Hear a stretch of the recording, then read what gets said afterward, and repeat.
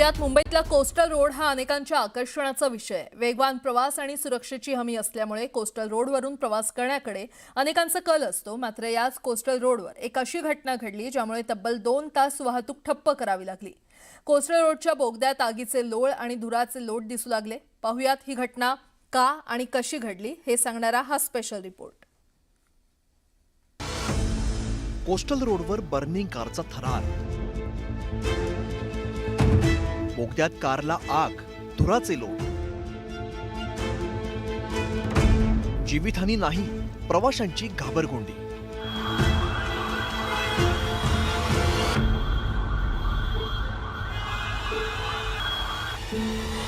मुंबईतल्या कोस्टल रोडवरती बर्निंग कारचा थरार निर्माण झाला। बोगद्यात एका कारला आग लागली आणि एकच घबराट पसरली।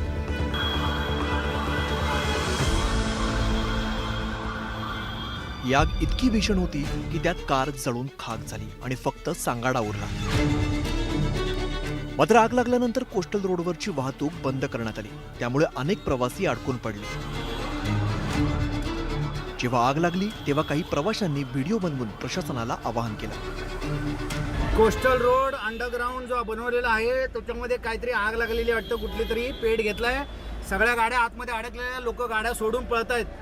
कृपया करून पोलिसांनी लवकरात लवकर येण्याची कृपा करावी। कोस्टल रोड आतमध्ये, कोस्टल रोड पूर्ण जाम झालेला आतमध्ये, सगळ्या गाड्या अडकलेल्या आतमध्ये। कोस्टल रोड पोलिसांनी लवकरात लवकर येण्याची, कोस्टल रोड पूर्ण जाम झालेला आहे, पोलिसांनी लवकर येण्याची कृपा करावी। बोगद्यातील आगीच्या ज्वाळा पाहून ये जा करणारे लोक घाबरले आणि अडकणं टाळण्यासाठी अनेक वाहनांनी अचानक युटर्न घेतल्यामुळे काही काळ घबराट पसरली।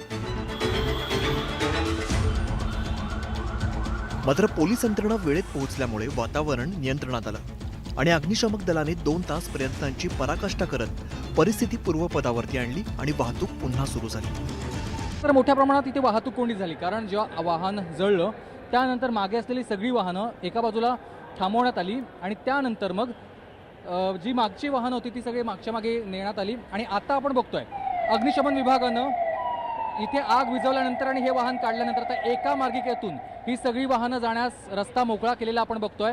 या रस्त्यावरून आता पुन्हा एकदा वाहतूक सुरू झालेली आहे। खरं तर कोस्टल रोड ही मुंबईची शान आहे। या प्रकल्पामुळे वाहतुकीची कोंडी तर टळलीच, पण यासोबतच वेळेचीही मोठी बचत झाली। आता या बोगद्यामध्ये कारला आग लागल्यामुळे काही काळ वाहतुकीचा बोऱ्या वाजला, पण या बोगद्यामध्ये आणि एकूणच कोस्टल रोडवरती सुरक्षिततेच्या सुविधाही दिल्या। संकटाच्या वेळेला एका बोगद्यातून दुसऱ्या बोगद्यात जाण्यासाठी क्रॉस पॅसेज आहे। कोस्टल रोडवरती प्रत्येक 300 मीटर अंतरावर एकूण 10 क्रॉस पॅसेज आहेत। आग विझवण्यासाठी 3 किलोमीटर लांबीचं प्रेशराइज्ड फायर हायड्रंट्स आहे। बोगद्याच्या भिंतींना अग्निरोधक फायर बोर्ड आहे। 4 लाख लिटर पाण्याची टाकी आहे। 30 व्हिडिओ इन्सिडन्स डिटेक्शन कॅमेरे, PTZ कॅमेऱ्यांची नजर आहे। आगीचा धूर बाहेर काढण्यासाठी शक्तिशाली जेट फॅन्स आहेत। सूचना देण्यासाठी बोगद्यामध्ये 80 पब्लिक ॲड्रेस स्पीकर्स आहेत। रुग्णवाहिका आणि अग्निशामक दलाची वाहनं सज्ज असतात। इतक्या सगळ्या सुरक्षिततेच्या सुविधा असलेल्या या कोस्टल रोडवरती बर्निंग कारचा थरार निर्माण झाला। याबाबत मुंबईकरांचं काय म्हणणं आहे तेही आता पहा। उपाययोजना एकच करू शकतो, गाड्या वेल मेंटेन ठेवल्या की त्यांना काही प्रॉब्लेम येऊ शकत नाही ना। तर तिथे जर आता नेमकी चुकी कोणाची आहे ते आपल्याला बघावी लागणार ना। आता नेमकी गाडीवाल्यांनी मेंटेनन्स केला नसणार, ऑब्व्हियसली होणार। आणि कोस्टल रोडचा काय प्रॉब्लेमच नाही आहे सध्या। आता त्यांच्या गाड्याच्या देखरेखीवरती आता नेमका इश्यू काय झाला असेल तर आपण कसं सांगू शकतो।